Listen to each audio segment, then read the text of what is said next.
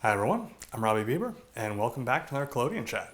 So this is going to be a pretty quick one. It's just going to be a very brief demo and setup of a new kind of 3D printed wet plate gadget that I have designed.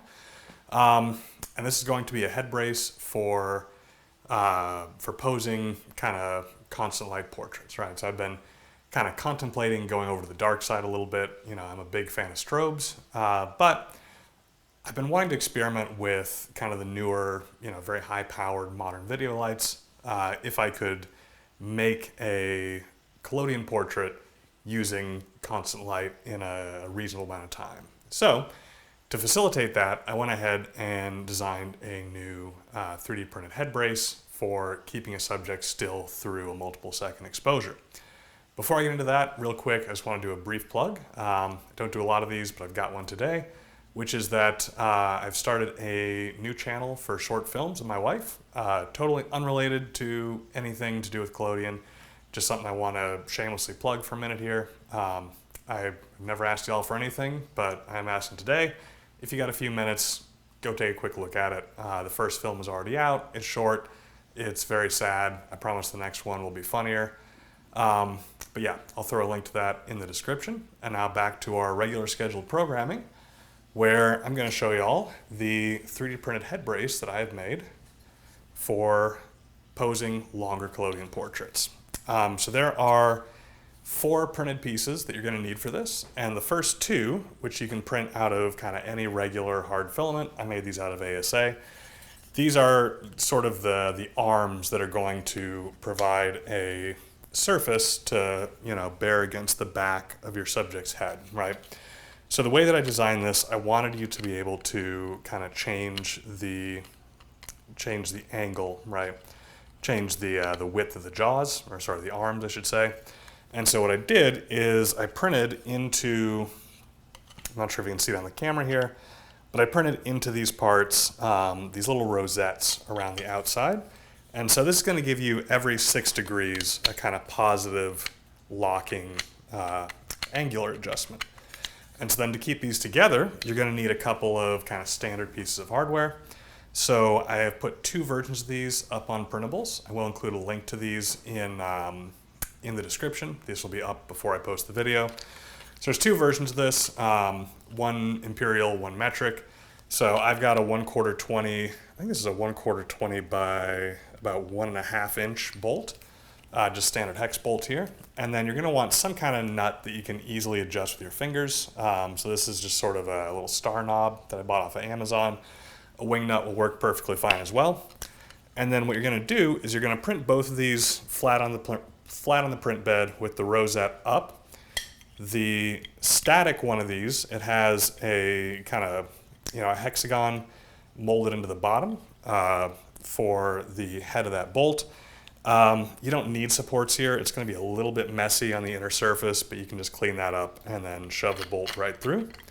And so this should be a nice tight kind of press fit for the bolt. It's not going to require like a vise or anything. You should be able to push this in with your fingers, but it's fairly secure once it's in there. It's not going to fall out on its own. And then you just put these 2 parts together so the rosettes will match each other. And then we can put our little star knob on here, and that's going to secure it. So this is a 1.5 inch bolt, and you can see it sticks out just a little bit. 1.25 would probably work, but I like 1.5 because it gives me a little bit of leeway. Side note, this is kind of fun to fidget with. This is kind of fun to model. So anyways, that's the arms, right? And then there's one more piece that you're going to want to print 2 copies of. So these are these little pads, right? So I printed these out of TPU, right, which is a flexible filament. So it had just a little bit of a squish to it to make it ever so slightly more comfortable. And these are going to slide on right over the arms. And the way they go on, you'll see that they kind of go up opposite the direction of the arm so that they sort of roughly even out from the front profile. Now the static arm, right, the one that doesn't move, it has a kind of 3/4 of a baby pin built into it. So you can take any standard C-stand and any standard C-stand with a grip arm on it, and you're just going to slide that printed baby pin in here. Now, how much you can torque this down is going to depend, I think, on the brand of C-stand. So I really like these Matthews stands. It is actually impossible to tighten this down to the point where it will damage this printed pin, because that's just the way that the way the stand is designed. It has a limit to how much it can be closed. And so yeah, that will close really nicely. It doesn't hurt to add a little bit of extra infill when you're printing in the pin itself. And then you can take that pin, or sorry, you can take your stand, boom, and you can position it right behind, maybe bring it a little bit lower, maybe down here, and you can put that a little bit higher. You can put that right at the base of your subject's skull, and that'll keep their head nice and still throughout your longer exposures. Obviously, you're going to want to set this behind them, right? Not right here in the frame like I have it for the video, but yeah. So that's that.